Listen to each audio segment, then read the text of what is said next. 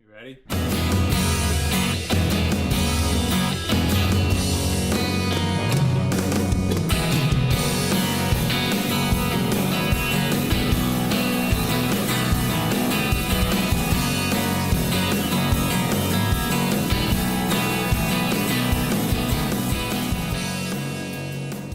Welcome to OneMore. I'm your host, Brian Erickson. Each week, we bring in two new guests. We sit them down. We ask them why they do what they do. And this week, of course, is no exception. We have Mike Chick from the band OneMore and Aqualung Records founder and songwriter Jeff Fiedler. But first, and as always, Chris Dubrow. Hi, Brian. Hey. Are we gonna send well wishes to Jesse? To who Jesse couldn't make it this McCormick, week? yeah, not I was feeling under the so weather well. last week. She's under the weather this week. Next week, Brian won't be here. Week after. Oh, okay. Yeah. Yeah, week you're on after. spring break that week. Yeah. How are you doing? How was your week? I'm all right. I'm okay. Yeah. Same old, same old. No. We did a it was in New Hope. Did a nice John and Peters show, and You had Jeff on it actually. That was. yeah. Is Well, that it right? was Jeff's birthday. Was it? Happy birthday, Jeff. yeah, We'll bring him on later. Jeff's, It's interesting. So you've written a lot with Jeff. Yeah, actually. I want to talk to you about collaboration, if you don't mind. You want to write something together? You're on No, my next no, record. I mean, like- you do make a cameo on my I next do make record. a cameo, but like because you've written a lot of songs, both solo by yourself and with a couple of different collaborators, right? Solo bolo. Solo Bolo, and is Jeff the only person you've collaborated with, or you've worked with other people? For the most part, yes. Definitely the most prolific. We probably had almost it's close to 24 in the bank. Not every single one has been like released, but Yeah, right. 'em up. maybe I don't know, 9, 10 of them Yeah, have been. like so what what does working with someone else on writing songs? What does that bring?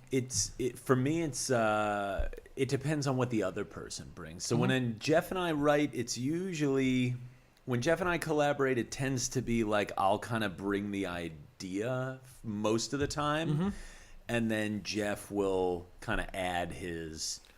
Like I don't think we've ever sat down just eye to eye with like a blank notepad and said, And all like right, let's started do with this. lyrics, and so you're kind of like working, like you have like a general idea of both melody, lyrics, chord progression. Then he kind of Yeah, and then Jeff kind of comes in and actually like makes it decent. makes it a decent song. And how long have you guys been doing that for? 15 years. It's crazy. Maybe 13 years, something like. I But don't know, pretty because close. I find like with the burn especially, like there's not so much. It's a similar idea where like one of us will bring in something that's like 80% there, and then we'll all kind of just add that last 20%, which includes arrangement. But yeah, that's like with a band, because that's what I was doing toward the end of the Paper Jets too. With the last record, it would be like things would be mostly there. Jeff co-wrote 2 of the songs on there. which songs? Say I Can and Go On, Go On. Okay. The one with the horns. Yes. Very good horns. People seem to enjoy that one. I enjoy that entire record. You know But, that very much. I'm a fan of it. But so Jeff, 2 songs on that one, 3 on the one before, like 3 or 4 on the unreleased one. So do you consider Jeff or myself more of a member of the Paper Jets? Because I am now in the Paper Jets. Yeah, as your you are. member. Yeah, you are now in the Paper Jets. After yeah. performing with you guys with your final show, I am now a member of the band. After somehow getting into when's the band- picture of all of us. Yeah, when's band practice, by the taking way? the final bow. I'll let you know.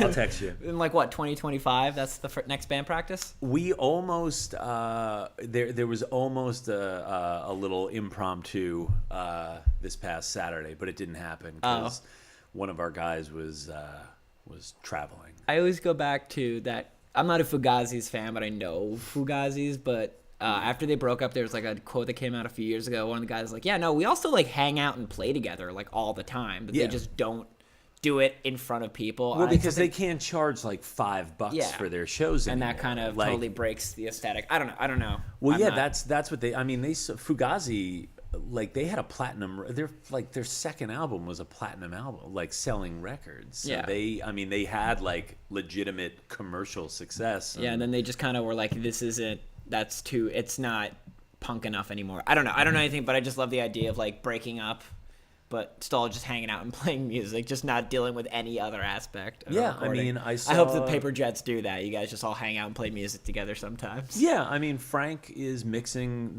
the new band. I've got the extensions. Mm-hmm. Frank is mixing that record. And I mean, I see Virok like every time I go and get a guitar worked on. So Or every time you buy a new guitar. Correct. Does he make left-handed? Has he made one for you yet? Do you have a Virok special? I don't have one. I'd like one, but they're kind of expensive. Like Hey. he has a reverb store. His guitars are like they're hand built. We're Like he doesn't. we're gonna see one later tonight. Yeah, Jeff's got one. Mike made one for him for his birthday. Oh, that's really sweet of you. But I mean, they're not cheap guitars. They're like, high-quality rock and roll instruments. $800 to $1,200, give or take. He Well, actually made one for Marguerite. Did he really? Oh Yeah. yes, I saw the flying Virok. Yes, That's what I'm assuming the he's flying calling it. Virok. Yes. Even if he's not, it's now called the No, flying it is. Virok. It is. Fantastic. But yeah, that's We're not here to talk about Virok until we get to Virok. Until we get to Is it his ad. Virok or Virok? Virok. Virok. We're here to talk about Mogo. One more sponsored by Mogo. Brian, do you hear that? It's the rumbling in my stomach that can only be satisfied by the savory goodness of Mogo Korean fusion tacos. Quick, somebody get me some Mogo. Featuring fresh homemade ingredients, family recipes, and a variety of menu options, Mogo is bringing traditional Korean flavors to the masses. For the past 3 years, Mogo has also been a leading sponsor of Asbury Park Live, a free weekly summer concert series run in conjunction with the Asbury Park Music Foundation. This event series not only showcases emerging and established Asbury Park acts, but also raises money for youth music education, including the launch of a new Latin music summer camp last year. So visit either of their 2 locations, Cookman Avenue or the Asbury Park Boardwalk, for casual sit-down dining or takeout. The price is always fair, and the food is always fantastic. Mogo Korean Fusion Tacos. Finally, something that won't upset my sensitive little stomach. How's it going? Hey.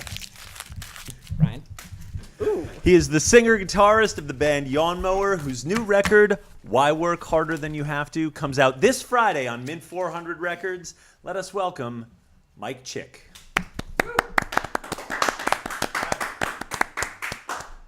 I have a copy of that. Yes. Oh my God. Thank you. Oh, is that a copy of the May I see it? Yeah. You.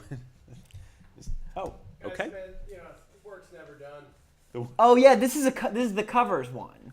Yes. It's all 90s covers. I love that you're doing Dr. Worm, by the way. So you're the third person that said that out of 4 people. But no, apparently a lot of people like that song. Hi, everybody. Hey. How are you? Oh, having- thank Can you. we shake hands? Okay. Yeah, if you Nice want. to see Yeah. you, man. Thank you for coming on. We appreciate that. You did your hair for us. Yeah, well, always. Always, it's part Permed of it. Came out. of the gig. So what's Dr. Worm? What's It's that? a They Might Be Giants song. Okay, I'm not familiar. I feel like it's maybe one of their more. Is it one of their more successful songs? I mean, obviously not because you haven't heard of it, but it's like one of their more like in the fandom. Okay. It's one of the more popular. Well, songs. you're definitely in the fandom. I'm big. Yeah, I was in the Instant Fan Club. I'm not allowed to talk about that though. You got kicked out? No, I'm just not allowed to talk about it. I think you're thinking of another band. I'm sorry. Oh, is it like the first rule? What are you talking about? Okay. So should we talk about the next song? Yeah. Yeah. So what? So I mean, we you got want to Dr. go? Worm- You want to we go can't- track? we What can't- is we this? can't Yeah. talk Oh no, about we can't that. talk about the IFC. You want to just go track by track through the So album? Fume, who does? What's that one? Fume is by the artist Beck. Oh, okay. It's a B-side off of the Loser single. Okay. Oh wow. That's Yeah, you that's- chose that's- the loser. You're just so close to hitting the right one. You just Yeah. went No, one under. That song has just been one of my favorites forever. Biff picked the first one. Is Okay. Biff a They Might Be Giants fan? That song I know of, yes. Okay. Yeah, that's definitely one of his favorites. So he And- picked that one. I picked Fume because I had that single forever and just always loved that song. And then we've got the Jersey Shore. That's by the band The Promise Ring. Oh, okay. So And yeah, I great think- band off of Jade Tree Records. Yeah. And I think I know the last two, Lump and You Don't Know How It Feels. Yeah. Lump, very good choice for you guys. That is a really good song. President of the United States of America. And You know that album sold 4 million copies? That would I believe never it. happen today. Puso's hits. so weird. Puso, it's interesting because I feel like I always want Yawnmower. I love the sound. I love how deep you two can get it because you're a 2-piece. And it's With impressive. baritone guitar. Yeah, I feel like there's a little bit of like the Pusa thing because one of them is like the way they string their guitars is like What do they have? 5 strings total? 5-string total between 2 guys and like it's just like bass strings Yeah, up and down and they're just using I feel like there's a little bit of the President of the United Kinship, States little in the kinship sound. Yeah. Is that something you're going for? It's bass strings on 2 bass strings on a flying V, and then the 3 lower guitar strings on like a Telecaster. And it's just the tone is so filthy. It almost Yeah. feels like one guitar in a way with with that band. And it, Like, there's obviously two a different things special going tune. on. Yeah. Yeah, it's tuned different, really, right? is that like an influence on how OneMore found the sound, or No, the sound of Yawn Mower came about completely randomly. I bought a baritone guitar, not that one, but another one. It's a Squier Jazzmaster, Okay. and loved the look of the guitar. Didn't really know what to do with a baritone guitar, and at the time, me and Biff were playing in another band, and we said, let's do a 2-piece. And then over the year, we tried different pedals, different amp configurations, and we got to the point of the baritone with what we have now. So pretty much, if I didn't buy that one baritone guitar, I don't know if Yawn Mower would actually exist. it would be like more like the traditional Three-piece setup. Be a 3-piece, Or a 3-piece. 4-piece, Find or yourself a something. bassist. You'd have to find or yourself, whatever. and we as a bass player and as kind of a bass player, I can assure you, bass players overrated and unnecessary. Yeah. So you guys just You cut got- out. You're doing Less it right. chefs in the Cut kitchen. the fat. Yeah. cut the fat. We're there's enough chefs at this point. But yeah, whenever I see you guys live, and it's one of those bands that I always walk in, you guys are playing. This sound coming out of two people is just so impressive. Yeah, to me, it's and I really, massive. really love it. Thank you. Yeah. Well, it's great for a 2-piece because there's a lot of things that 2-piece bands use to kind of beef that up. Some use a bass amp and a guitar amp. Some use octave pedals. Some use all these different kind of pedals to do it. But Well, you do a little bit of all of that, don't you? I run it through a bass amp, but no octave, nothing like that. Really? I always thought you used it because I guess I didn't know until this point that it was a baritone guitar. So I guess I kind of took that for granted and thought it was either octave or like down tuned or something kind of gnarly to get that real like deep sound. Yeah, when you hit the B, the biggest string on that baritone, it's big, especially through the right fuzz pedal, the right distortion pedal. It's Well, what are you using? Let's talk tech, bro. we're talking tech. All right. Talking tech. Well, I mean for a moment. Current rig with the pedal board, well, distortion wise, is a the Acapulco Gold. It's not an Electro Harmonics. Oh, it's the, Earthquaker. Earthquaker. Yep. So there goes the that just blew that endorsement prospect. But We'll I also, We'll edit it in post and make Yeah, it it'll be really like clean Matt for Smith you. will do it. Yeah. Earthquaker device. So yeah, that I also got one of those newer remakes of the Green Big Muff, which is pretty cool. Oh, the Russian. Yeah, the little guy. They made How like is a that little treating one. you? Because I've been thinking about it for my bass. It's cool. It's cool. I definitely like, and I use the Rat, an older Rat The Proco, for that as well. But out of those three that I use the most, I definitely like the Acapulco Gold the best. Plus, it just has one big knob, Yeah, just the big. and that works really well for my attention span with pedals. Yeah, it's just So- like it's either on or Oh. it's off, and you just hit that thing if you need And it. you can't go past 3 on it if you're going, because I just don't think the amp will handle it. Yeah, that really. I have one, and I have a hard time like kind of getting it. Like it's not on my board. It's just kind of in my. It's just sort of in a cabinet right now or in a case because I It can't. glows when you open it up. Yeah, exactly. Like when I, it's like Marcellus Wallace's suitcase. Deep cut. Yeah, I always. That's not really a deep cut. Like Fume, deep cuts. Yeah. Yeah. On the new EP, Why Work Harder Than You Have To. I just that's such a good name of an EP, by the way. So I'm assuming you have it on the list, but what Yeah, go ahead, inspired Chris. what Yeah, inspired the yes, covers? yes. What inspired the covers album? How many times have you been asked that question? Let's do this. Let's do it right up. Three times. Okay, so and has it the same answer? Or has it changed? far. It's I think it's the same answer. When we recorded our last EP, Could Eat Would Sleep, we recorded all the drums that are on here because we were playing those songs live a lot. And we were like, we're already in here, everything's set up. Let's record these, put them in the bag, and wait for later. And we finished them off. Then we did the Tom Petty song, and everything sounded so good. We're like, we were gonna split them up over the year, and then we figured these sound great together. Let's just put them out. Why not do a full EP of it? And it just came together really. So why work harder than you have to? I like that. Right? Yeah. Just worked. What's so appealing about? We're not proponents of being lazy, so we don't. It's not that. We're not saying be lazy. We're saying if things are working, Just go with it. just go with it. Well, I mean, we were just talking about Pavement before it hit. Like, I feel like they were kind of band that they were just Slack. They were just Slack, going yeah. with it. Yeah. Like, this is what works. We don't need to reinvent it. There you go.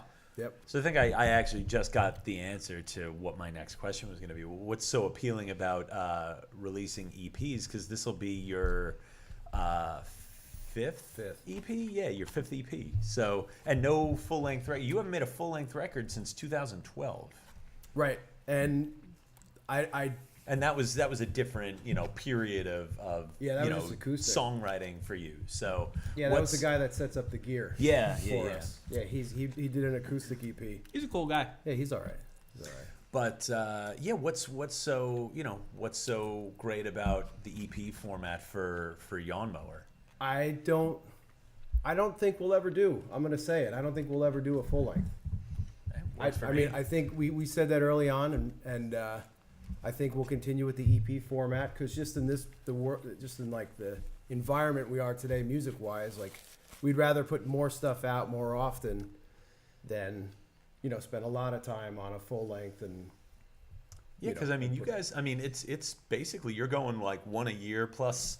Kind of the odd Christmas single here and there, and the Christmas EP. Well, that was kind of a reissue too, right? It came out in 15, and then it came out a couple real tracks fast. in 17. Yep, and then we added the tracks to it and made it an official release. Yeah, what 17? 17, yeah. Yeah. I like that you just asked him about 17. your own release. I appreciate that. I was, like I listened to you guys, before. Like today's not the first, because some guests this is the first time I'm meeting them, but we met a couple years ago at this point, so that goes without saying. Like, of course I'd know when their records come out. I don't know when your records come out. I don't care about yours. Can you tell me when our next record's coming out? Because I don't. Probably like the day after, whenever you decide the record's coming out. And that's then when I'll it's be coming out, and then there'll be a release show the week before. Just drop it. Yeah, something like that. We only have a couple minutes left, but I want to ask you about comedy because like I've heard you guys describe. I think the first show we ever played together at Roxy and Duke's 3 years ago. That show we did with it was us and Low Light and Surf Rock. The Black Flamingos. Black Flamingos, yeah. Bob Macon did this intro and called you guys a musical comedy duo or something. And you guys are kind of you're a funny guy and stuff, and Biff too. But is that something that's sort of conscious with your music? Do you? You're wearing a giant curly wig. So I imagine it's got I get really offended when people say that I'm did I wearing just a wig. Was Weird Al Talk wearing to your a host, wig? man. Come Talk on, to your host. Soon to be ex-host after that Right? comment. Come on. I got an application, by the way. I just filled it out just in case. I just keep them with me. Any door is open, Brian. I think Wow. anytime you want, just come in. I'll send it through the phone back there. That was just Wow, before. thanks. Yeah, you have to Prerequisite backstory though, you that. have to know when your own albums came out. There is a will. quiz. Okay, I'll study up. It's one a year, so it can't be that hard since 2015. Yeah, but there yeah, is okay, there go is ahead, something Chris, to yeah. be said for a band that I think Yomar a little bit doesn't take themselves Too seriously versus look at how funny we are. Is there something like that going on? Is there any thought put in or? I think a big part of this band is just me and Biff and our interactions with each other and our personalities, and we're not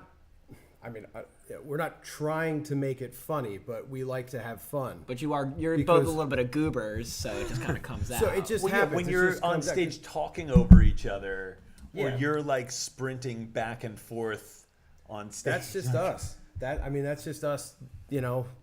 Trying to be as energetic and having as much fun as possible. Because if you're not having fun, then why do it? Yeah. We say that all the time. We have a lot of fun. We enjoy each other's company. We enjoy playing together. And it's if you don't enjoy it, then why? Life's too short. Especially if you're not making your living off of it, which we're not. So it's Really? why? Yeah, you didn't know that? No. Oh, I'll show you the bank statement. I heard the last EP I'll did fax really, you the really bank well. statements. Wait, I'll you fax can't the make application. you can't make money off of doing an album of '90s deep cut covers. Well, it hasn't been released yet, so maybe in a week it'll be a whole different Is there story. how is how? I thought Neil had pretty deep pockets over him in 400 records. I Maybe felt he like does that now. was Maybe he made the money off of us and after he's you. using it Oh, for okay, our yeah, I new see, talent. It was like I see Bon you, Neil. Jovi and Skid Row. I You see guys you, went on Neil. world tour. We're broke. Okay. I got you. Yeah, that's how it worked. Yeah, Howard's getting the rights to all these songs. I think it's pretty easy. I think You you just have to you have to pay like a licensing fee. Oh, okay. I thought you'd be like, you have to get rights to these songs. What? It's gonna be like a like 5 cease and desist letters on the day of the release show. Yeah, right. Just an army. That'd be pretty lawyers. great, though. You'd be like, Hey, wow, I if you got charge to, me I to got to get kind of, I kind of got to talk to someone, tangentially through the presidents of the United States of America. Beck's people sent him a message like, God damn it, assholes. And covered an obscure B-side. But I'm sorry, Mike. No, I was just gonna say, that's any kind of press is good press, I guess, right? If we get sued by 5 separate artists, that'd be kind of amazing. Yeah. We'll just not put it out after that. I mean, we will cease and desist, but I've been trying to get sued by Foo Fighters for years. I have a Foo Fighters song just on my Bandcamp that I charge for. It's Learn to Fly. I just put it on my Bandcamp. One day someone's gonna buy it, and I'm gonna get sued by Dave Grohl. That's my dream. So if anyone out there in the audience, I hope it works for you, man. Listen, we all have goals in life. Just the picture on Instagram will just be like you in the handcuffs like this. Yeah, and Dave Grohl like drinking a beer and like playing the guitar. I was gonna make fun of him, but he's a good guy. It's a pretty good cover, man. But copyrights are copyrights. It's not a cover. That's the thing. It's just straight the audio of "Learn to Fly." Oh, it's their song. Yeah, it's their song on my Bandcamp. So we're out of time, but you're playing a release show this Friday. Why don't you tell people about that before we get out of here? Yep, this Friday, the 22nd, we are doing The Saint in Asbury Park, New Jersey, 7 p.m. We have Wet Brain, Shut Up, Les Dangers, and us. We have a bunch of guest stars coming on to do songs with us, and it's gonna be a fun night. It's gonna be a really good night of talent. Got that over there. I think it's $10 to get in. Cool. Standard, but yeah, 7 o'clock, 22nd. Us, Shut Up, Les Dangers, and Wet Brain. Yeah, this Friday. Why work harder than you have to? We're gonna hear you play a couple songs in a little bit. Yeah, I'll do a little medley of the songs before we get sued. Sounds good to me. Mike Chick. Thanks. We'll see you in a for little having bit. me. That was a pleasure. Take care. OneMore is sponsored by You Don't Know Jersey. Owned and operated by Allison and Maziak, You Don't Know Jersey has been bringing its readers all the best in Garden State sports, music, art, film, and culture for nearly a decade. Hey, Brian, weren't you just asking where Matt Smith gets all those fashionable 3-piece suits from? Find all that. Actually. Matt, weren't you wondering that? Find all that and more at You Don't Know Jersey. So whether you're in High Point, Cape May, or anywhere in between, check out youdon'tknowjersey.com for all the latest. Because you don't know Jersey. You just fucking don't, okay? Brian? He's the founder of Aqualung Records, an author, and a fine songwriter in his own right. Let us welcome Jeff Fiedler. Golf clap. Hey, Jeff, how are you? I'm going to write down Welcome. Fiedler. Because Fiedler. I've been saying not Fielder. Yeah. Not Felder. Fiedler. Fiedler. I'm writing it down so I get it when I do the announcement. How's it going? I have not been sued by Dave Grohl, but I nearly got sued by The Simpsons. So. How? Oh, well, let's start. Let's start. How did you nearly get sued by The Simpsons? Many years ago, we've since retired the website, but my brother and I used to run a site called the Simpsons Sourcebook that was a fan site for The Simpsons. The very first fan site. It was not the first, but it was the most highly trafficked Simpsons site beyond the official site. On the internet. Yes. Like on the whole internet. Yeah, so about for maybe 98 to 2002, I believe we did this website. That was a good run. And yeah, so we got a lot of traffic, and so much so that we actually ended up hearing from a lawyer from Fox. Just because we had multimedia up there, and so he was just giving us a call to let us know like what we could and could not do, and we ended up getting regular calls from him. So just like after a while, like we did get to know him on a first name basis. When he'd call, he'd be like, "Oh, hey Dennis, what's up?" It's like the Simpsons lawyer. Now, I am not a Simpsons super fan, but I know a test of some Simpsons. Can you name all of Apu's kids? That I cannot. Okay. No, You know what certainly Because not I off know the that top there's of my like head. super fans who like that was like I think that was like kind of like a I don't know like a lodestar of like how deep of a fan you were. It's like people can name all of Apu's kids. You know, would have been really, really great if not just any lawyer, but they had Phil Hartman Call you what was Lionel the word? Hutz. as Lionel Hutz. Yeah, Lionel. Oh my God, how great would that have been? That would have been like, I feel like that would make it like, I would try to get sued by The Simpsons, so Phil Hartman Yeah, would if call you knew me. the late Phil Hartman would be calling you. I don't know what it is about me and trying to get sued by people, but that's funny to me. But if you knew that the pot of gold at the end of the That particular of rainbow. of the litigation rainbow was a phone call from Phil Hartman. Oh, Litigation Rainbow. That was my favorite kids show. Well, That was my favorite DC hardcore band. There it is. Back in the 80s. There it is. Jesus Christ. No, we sadly never got a call from Phil Hartman. But the best part about the site was that we did actually have several people from the show come on to do live web chats, both like writers and crew members. And You ever get like Nancy Cartwright or Hank Azaria? we or did any not, of but we those? got Dan Castellaneta actually. Whoa. He didn't That's do, huge. He didn't do the live web chat, but we were in contact with him, and he actually sent us autographed CDs to give away on the website. Oh, so Did you actually give them away, or did Was you it like, the, keep them? I'm No, not- we did. We kept one for ourselves, I think. Of course, you but- better. Was it the like what was it called, like I'm Not Homer, like his like comedy album that he did as himself? No, it was actually a serious music album he did. I believe it was called Flowers, and it was kind of like a 60s psychedelic pop pastiche. Really? Yeah. I've I mean, when you never got heard that of kind of money, I mean, this is mean- The Simpsons in the 90s, so Yeah. he's probably like rolling in it. He's at that still point. rolling Well, yeah, in it. but I'm saying he was just like, they were already on the air for like 10 years at that point. That's basically, crazy. so- I didn't know he made that. I knew. I mean, what's his face does those big band albums? Seth MacFarlane. MacFarlane. Yeah. Yeah. I just found out all the Family Guy's score is like live orchestra. It's not faked. Simpsons too. That's All sight reading. pretty impressive.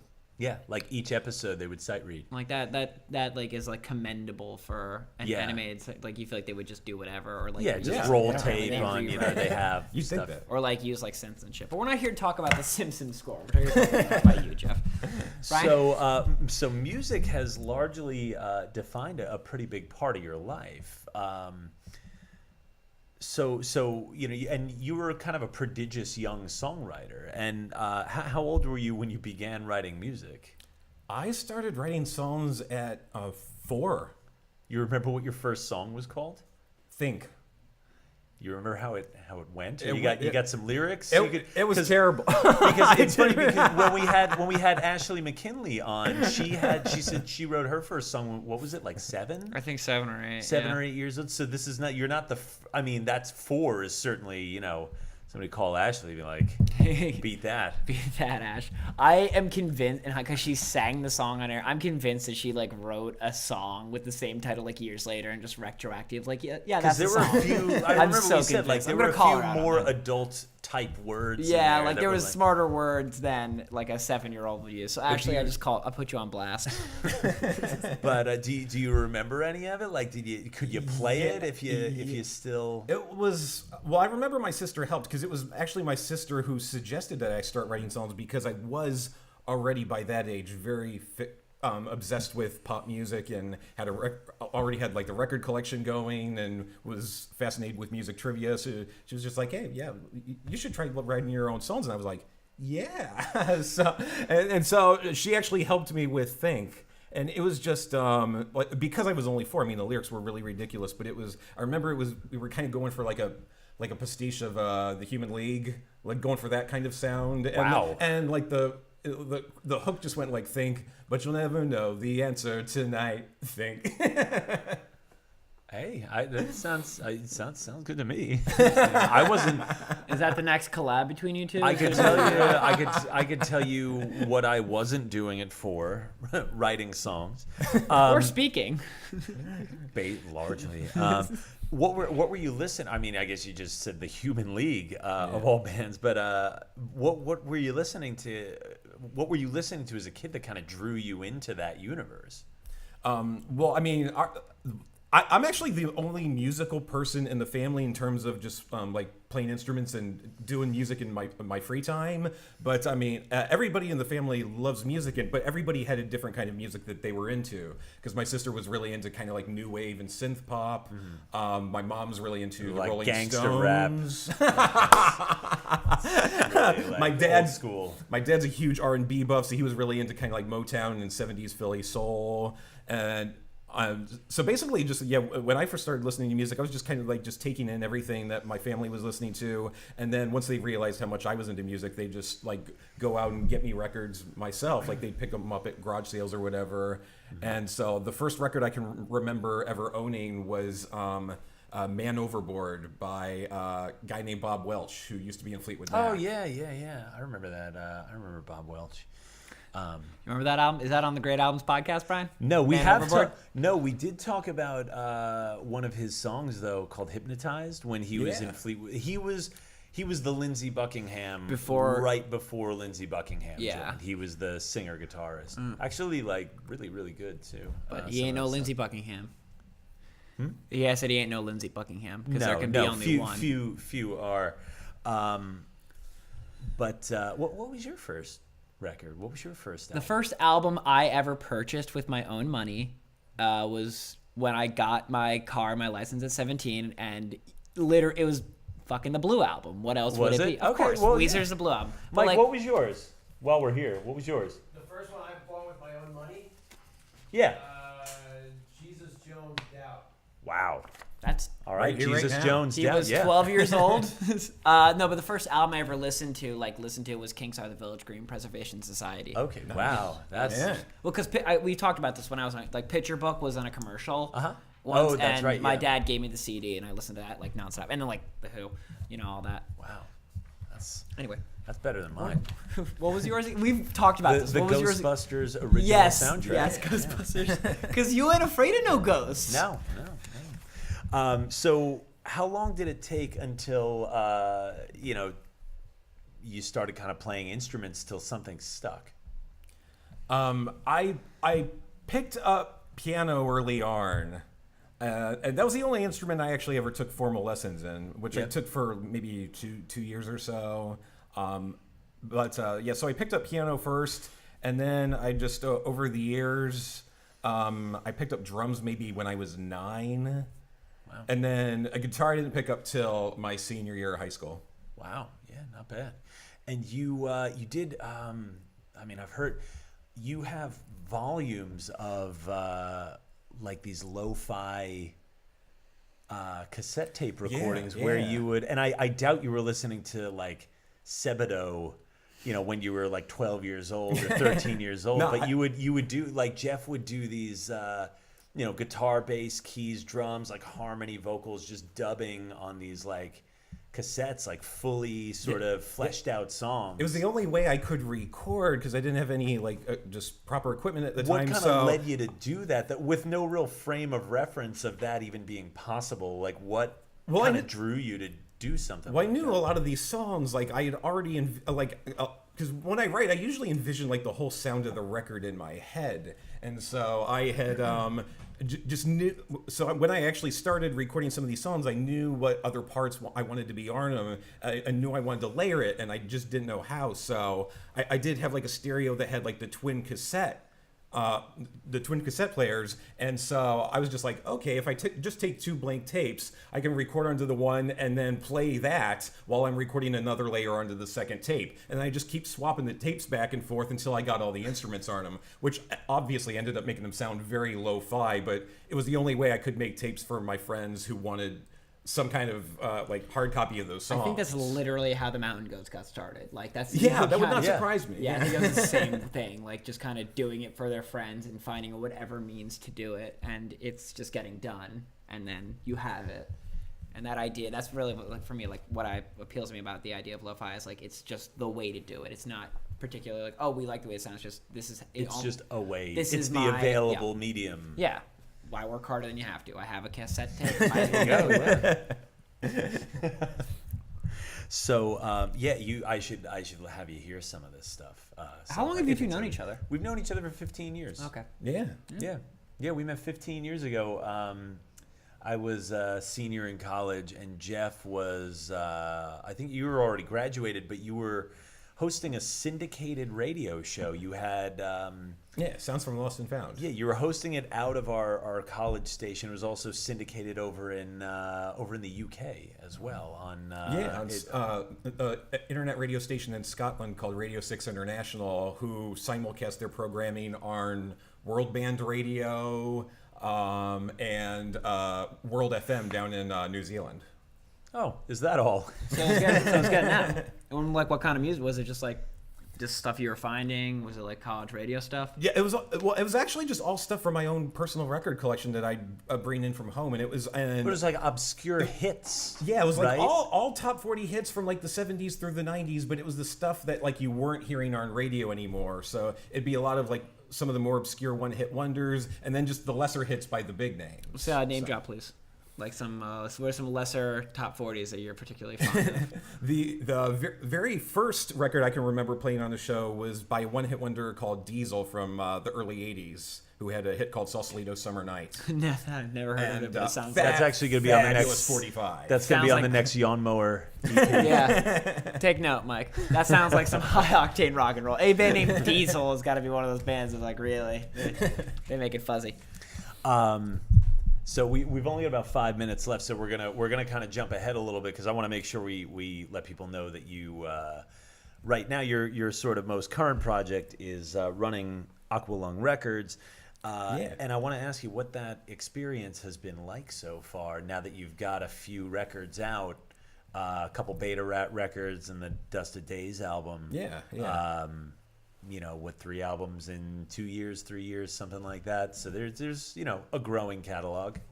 Yeah, no, it's been fun. I don't know how good I'm at it. At one point in time, I was actually tempted to just like close it because I'm like, I'm not good at this. But the artists on the roster were just like, no, like, you know what, we got a great thing going here. So like the artists have just been like as supportive of me as like I try to be of them.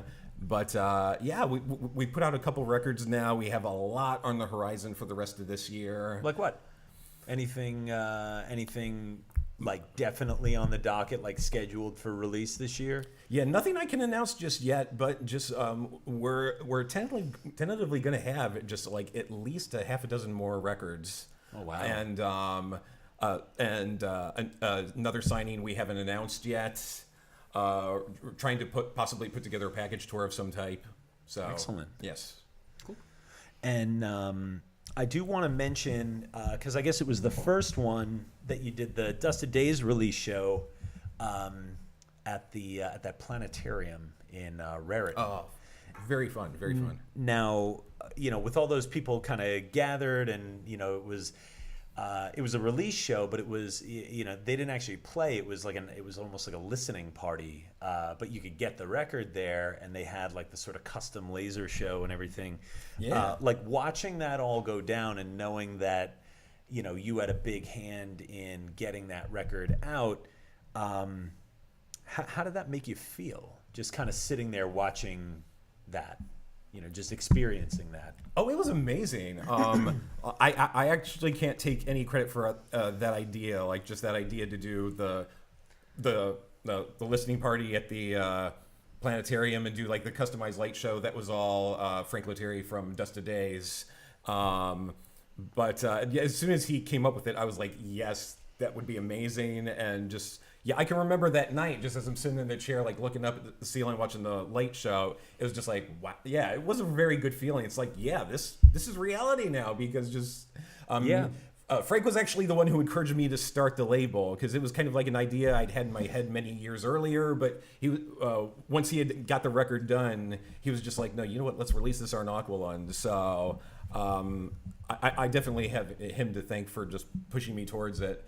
And yeah, until that happened, like I knew it was going to happen, but it didn't really sink in. But yeah, that night was when it was just like, yeah, okay, we really have a label now. So excellent. And I guess the last question for you is, do things like that, help kind of validate your work for you? Oh yeah, it certainly makes it fun. It just I haven't issued much myself on the label so far, just beyond just kind of like reissuing digital EPs I had before. Mm-hmm. But it's just fun, just nurturing the artists who are on there. Dusted Days. Yeah, you're wearing one of your you're that guy. Yes. Yeah, you're wearing one of your act's shirts right now. So. But yeah, Dusted Days, Beta Rat, Jim McGee, Jesse Elliott, and it's just fun to just Sweet baby Jesse. I just know. just cheer Marin and just basically just be a bit whatever help I can be to them, and yeah, it just makes it fun and just spurs me on to write more, even if it's not like music stuff. So Excellent. yeah, I've been finding myself writing more than ever lately. So Cool. And you got a couple of new ones for us tonight, right? A couple new songs. yeah, Excellent. I'll be playing two that I have not played for anybody, even privately. So Wow. So exciting. exclusive stuff. So let's Yeah. get you. Chris gonna read some ads. We'll get you set up on stage right now. Here, All right. Jeff Fiedler. Jeff, thanks. I'm already here now. Give it 1 second while Matt cues up the camera. We got a one-man crew this week. It's terrible. Well, it's half We a have a man no-man crew. because Matt is sick. Hey everyone, OneMore is brought to you by the Asbury Park Music Foundation. The APMF, or AMP, if you're feeling frisky, raises money to support youth music programs throughout Asbury Park that provide lasting skills, self-confidence, and life-changing experiences for the underserved kids in our community. I think we can just leave the table this week. Oh yeah. You want to just leave it? Leave the table. Yeah, let's just leave it. All right. Easy enough. This includes funding for the Hip Hop Institute at the Boys and Girls Club of Monmouth, in-school music programs at Hope Academy, and scholarships for kids to attend the Lake House Music Academy. APMF also hosts summer concert series throughout the year, whether it's Music Mondays at Springwood Park, Never Watching That Cheek Again, or Asbury Park Live over the summer, Suburbia Friday Nights, or the Sunday Songwriter Series. APMF always has something going on. Check out their calendar for more details. If you're interested in making a meaningful difference in the community or keeping Asbury Park's legacy of music alive, head to AsburyParkMusicLives.org to make a donation. And while you're there, pick up a Music Saved My Life t-shirt, Music Saved Asbury Park t-shirt. Jessie does these. She's so much better at it now. All proceeds make it possible to support the Music Saved My Life youth music program.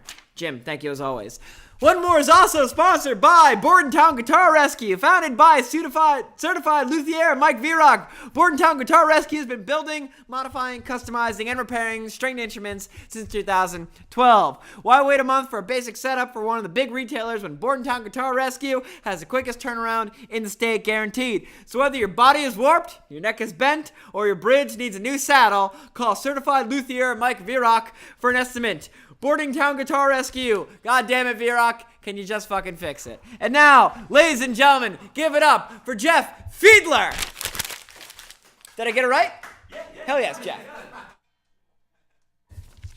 Is his monitor on? Oh, yes, let me grab the monitor.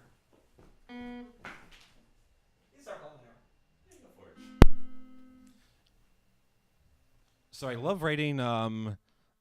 I love trying to write songs for other artists because I definitely see myself as more of a songwriter than a performer. So this was an experiment to write a song for a country star named John Party, who I really like, and this is called "Dancing on a Sinking Ship."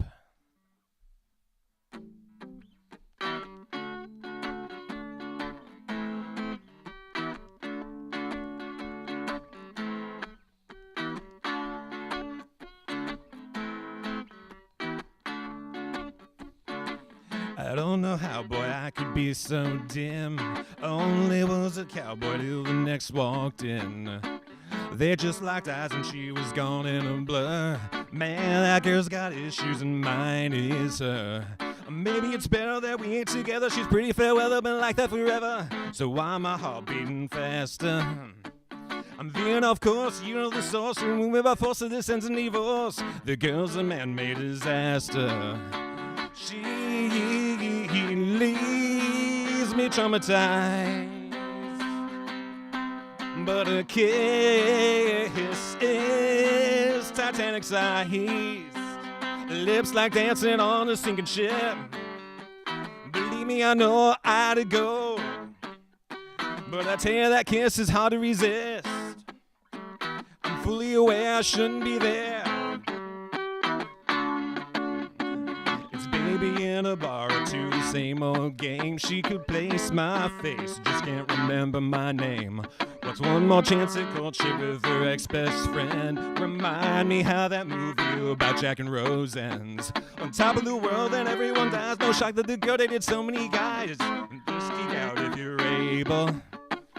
Boy, you bunch, you no reason to break. It's amazing the kind of emotional baggage that the girl brings to the table. She leaves me traumatized, but a kiss is Titanic size. Lips like dancing on a sinking ship. Believe me, I know I'd go. But I tell you, that kiss is hard to resist. I'm fully aware I shouldn't be there. She leaves me traumatized. But a kiss is Titanic size. Lips like dancing on a sinking ship. Believe me, I know I'd go. But I tell you, that kiss is hard to resist. I'm fully aware I shouldn't be there. Oh, no, no, no, no. Maybe it's better that we ain't together. She's pretty fair weather, been like that forever. They say never, but I'm saying it, saying it, saying it. Veering off course, you know the source. Remove me by force of this ends in divorce. I've got buyer's remorse.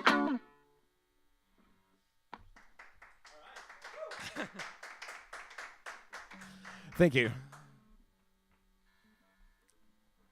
This is called Misfortune. He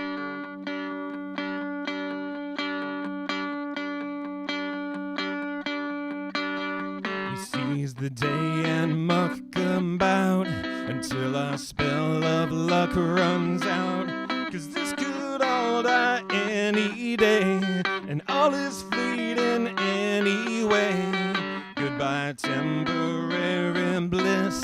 At least I got a taste of this. So breathe this in to savor then. We'll never pass this way again.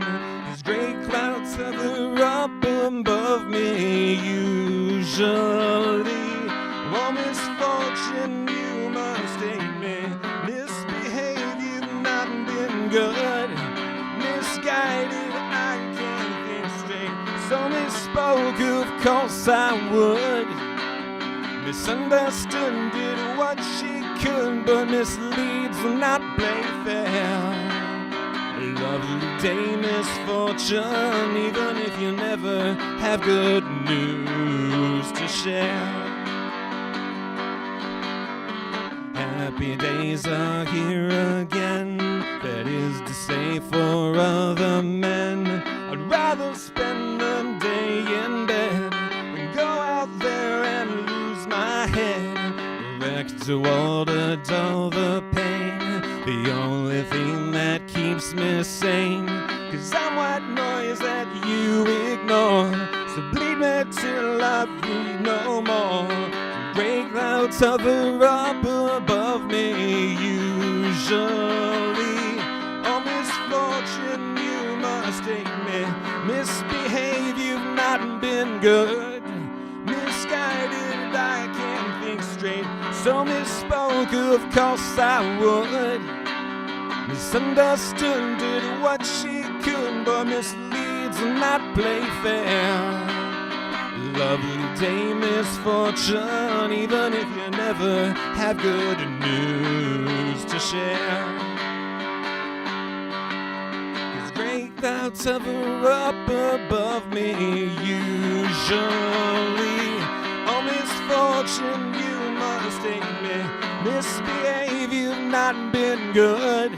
Misguided, I can't think straight. So misspoke, of course I would. Misunderstood, did what she could, but misleads will not play fair. Lovely day, misfortune, even if you never have good news to share. Even if you never have good news to share. Oh, oh, even if you never have good news to share.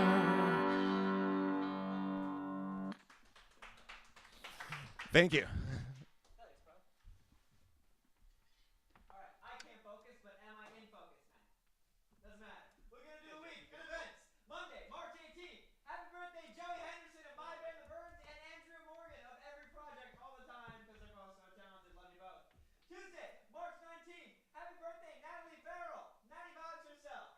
Soul Food, Jessica Cormac, the very own, and Pat Conley at the Downtown Red Bank at 7 p.m. Writers of such hits of I'm in Love with a Stripper by T-Pain, Dave Vargo hosts the Pierce section featuring Justin Pope and Brian Molnar at Pierce Memorial Church at 7:30 p.m. That was a good one, Brian. Sir Sherry hosts Open Mic Night at the Old Town Pub in Bordentown, 8 p.m. The Victory Drive and Jackie June with Corey H. at Van Gogh's Ear Cafe at 8 p.m. Wednesday, March 20th, happy birthday, Jersey Jung. Let's get her on the show. Avery Rose, Jack, and Kristen Baum at the Asbury Hotel. Thursday, March 21st, happy birthday, Brian Hansen. What happened 9 months before this that everyone's birthday? What's this month? Is Work it on, March? work on the math. I'm going to keep reading events. Cat London City's video premiere at the Asbury Lanes. That's at 7. It's free. Rad hosts a Jersey Rock showcase featuring Y-Word, Sonic Bloom, Skyline, and Connor Bracken, the Mother Leeds Band at River Rocks Restaurant and Marina Bar at 7 p.m. Friday, March 22nd, happy birthday, Katie from the Asbury Hotel, FC from Ruby Bones, and Tim from Honolulu. Seriously, what happened 9 months before this? I don't know, maybe Memorial Day? Memorial Day, folks. I don't know, but wait. Moptica, Evangelia, and Mieta Hope at Zone 1 and elsewhere at 6 p.m. Wilder, Bad Business, Cable on the Strings, Willux, and Low Light at the Bowery Electric at 7 p.m. Quentin It Smith. was like June. Oh, you know what? What? Father's Day. Father's Day is 9 months before the end of March. Yes. There it is. Quentin Smith and Company, Matt Cook and the Brian Hansen Band celebrates Brian's 30th birthday at the Asbury Hotel. Hey, also on Friday is Yawn Mower's release show featuring Shut Up, Less Dangerous, Wet Brain, and host Taylor Allen. St. 7 p.m. You're having Taylor host it? Yes. That's so funny to me. Saturday, March 23rd, Tiger Castle, the Hell Yeah Babies Gift Shop, and Tough Guy Soda at Gold Sounds in Brooklyn at 12 p.m. That's an afternoon show. Halo, a night of 80s new wave, post-punk, modern rock, industrial, and alternative dance music at the same 7 p.m. Swingin' Utters, woo! Lost Society, The Fullers, Fetal Rage, hey, I've got that at the Brighton Bar at 7:30 p.m.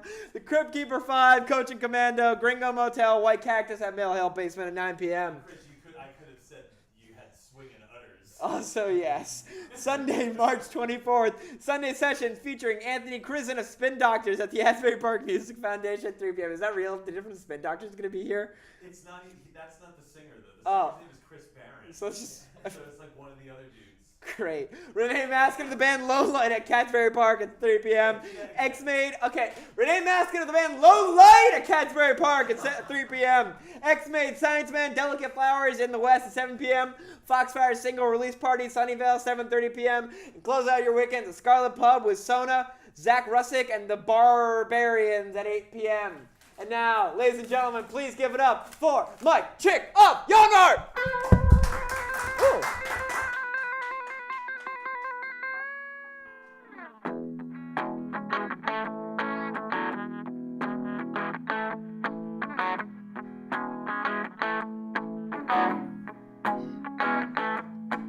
Let me run with you tonight. I'll take you on a moonlight ride.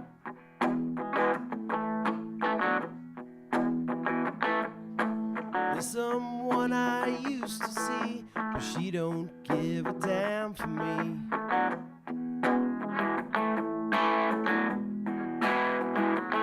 So let's get to the point. Let's roll another joint. Let's head down the road somewhere. I gotta go. You don't know how it feels. You don't know how it feels to be me.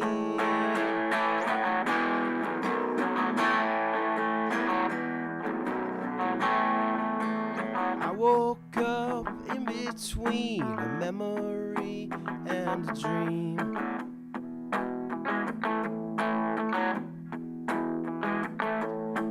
Think of me what you will, I got a little space to fill.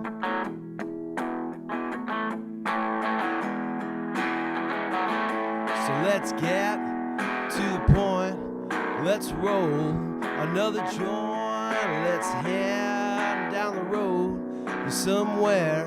I gotta go, you don't know how it feels, you don't know how it feels to be me.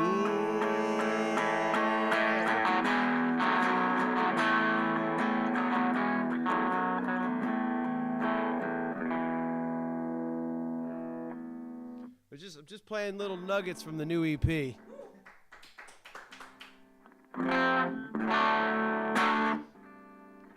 My friend picked me up about 5:15. We stopped and got some donuts and we took a little drive. We had a can of nitrous, we rolled the windows up. Now we're breathing deeply. 1, 2, 3, and there's a fume in this truck, and I don't know if we're down or what. There's a fume in this truck, and I don't know if we're down or what.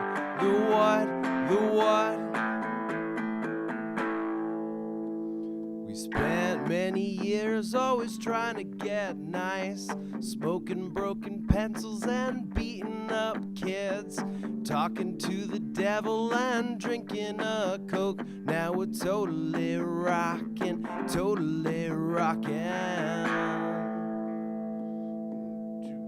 And there's a fume in this truck, and I don't know if we're dead or what. There's a fume in this truck, and I don't know if we're dead or what. Verse 3. We had a good idea, so we pulled off the road. Got some midnight vultures going on the stereo. I said, let's roll up the windows and let the nitrous go. Now we can't stop laughing.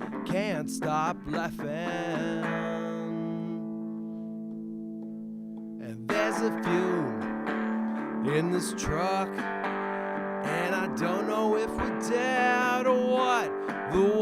There's a fume in this truck, and I don't know if we're dead or what. The hell is going on? And now, to continue moving up the guitar neck with the capo, we will move to the first track off of the EP, Dr. Worm.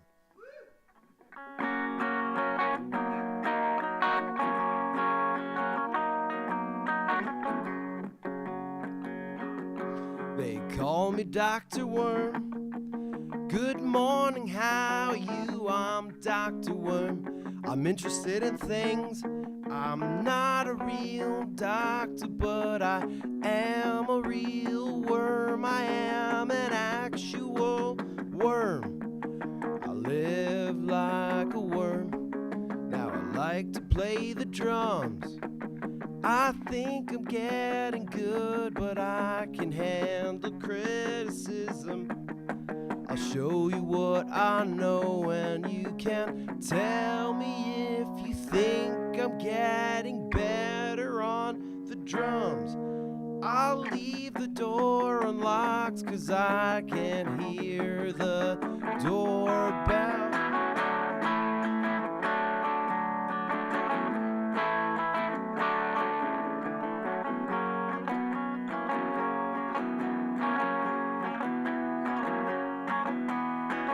When I get into it, I can't tell if you are watching me twirling the stick.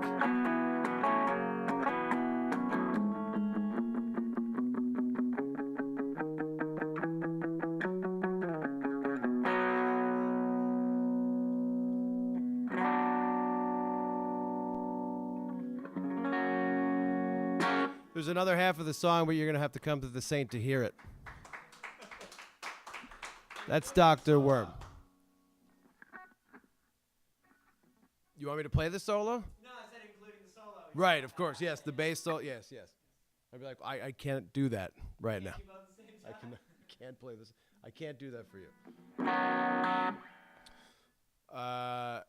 one more for us? One more. Well, we were talking about Pavement before. Lump's not going to make sense like this, so I'm not going to do Lump. Is that okay?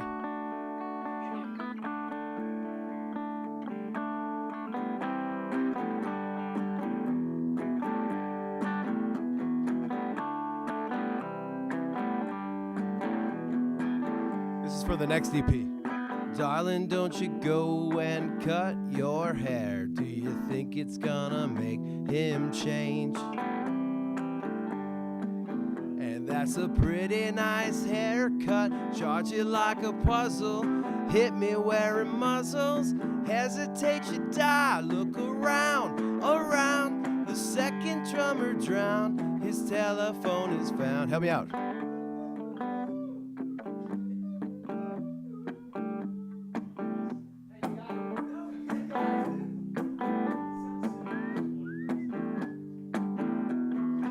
Music scene is crazy. Bands start up each and every day. I saw another one just the other day. A special new band.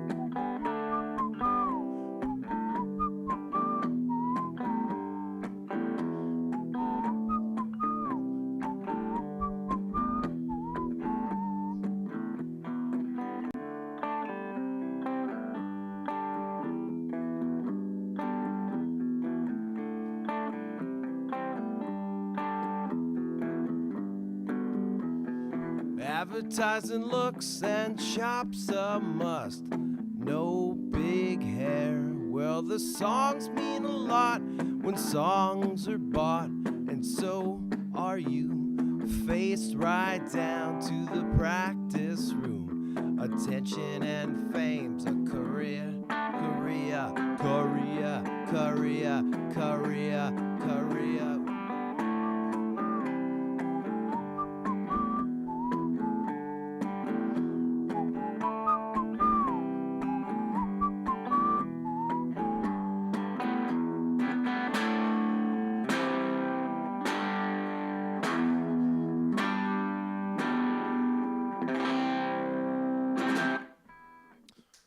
Pavement, ladies and gentlemen. Thank you very much.